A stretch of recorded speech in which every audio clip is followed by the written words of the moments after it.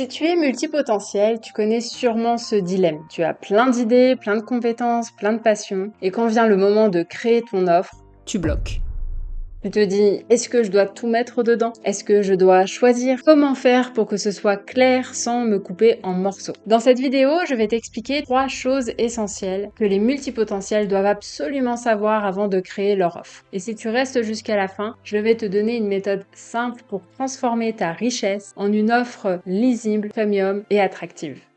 Créer une offre, en théorie, ça paraît simple. Tu prends une cible, tu identifies un problème, tu proposes une solution. Sauf que quand tu es multipotentiel, c'est là que ça coince. Parce que toi, tu n'as pas une seule compétence, tu n'as pas un seul domaine d'expertise. Et surtout, tu n'as pas une seule passion. Résultat, tu as peur que si tu choisis, tu t'enfermes. Tu veux tout honorer, mais tu as peur de paraître confuse. Et tu finis par procrastiner, parce que rien ne semble assez représentatif de tout ce que tu peux faire. La vérité, c'est que ce n'est pas ton problème. C'est le cadre classique du business qui n'est pas fait pour toi. Avant de voir ce qu'il faut faire, regarde ce que font la plupart des multipotentiels et qui les bloque. Premier cas, tout mettre dans une seule offre. Tu essaies de caser toutes tes compétences dans un package. Résultat, personne ne comprend. On ne sait pas si tu fais du coaching, du conseil, de la thérapie, du design ou tout ça à la fois. Ensuite, autre possibilité, c'est celle qui consiste à changer d'offre tous les mois. Tu crées une offre, tu ne te sens pas aligné, tu changes, et encore, tes clients ne suivent plus. Et toi, tu perds en crédibilité. Autre possibilité encore, c'est d'avoir trop d'offres en même temps. Du style, tu lances 4 programmes, 3 accompagnements et 2 ateliers en parallèle. Résultat, ton énergie se disperse, ton message aussi. Ton audience ne sait pas quoi choisir. Alors je te rassure, ce n'est pas toi qui es instable, c'est ta méthode de création d'offres qui n'est pas adaptée à ta façon de fonctionner.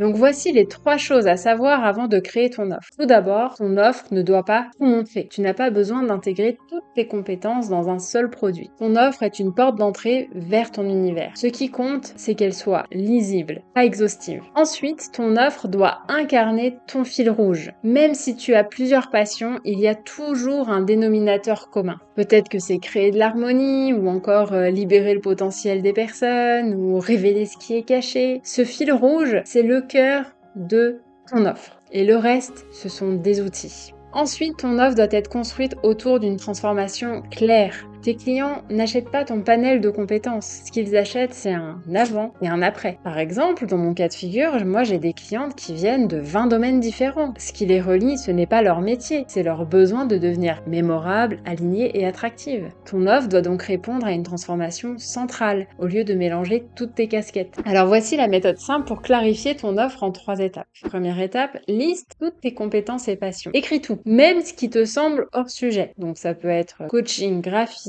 nutrition, écriture, organisation, théâtre, japonais, j'en passe. Deuxième étape, cherche le dénominateur commun. Qu'est-ce que tu veux vraiment générer chez l'autre? Du bien-être, de la clarté, de la liberté, de la puissance? Pose-toi cette question. Troisième étape, formule une transformation claire. Donc voilà la structure que tu peux reprendre. J'aide ton client idéal à passer de situation A à situation B grâce à ton approche unique. C'est ça qui fait la force de ton offre. Elle est claire pour le client, elle honore ton identité sans t'enfermer et elle peut évoluer avec toi. Donc si tu es multipotentiel, retiens ça. Tu n'as pas besoin de choisir entre toutes tes passions. Tu n'as pas besoin de créer 10 offres pour te sentir complète non plus. Et tu n'as pas besoin de forcer ton business dans une case trop petite. Ce que tu dois faire, c'est créer une offre lisible, centrée sur une transformation claire qui incarne ton fil rouge.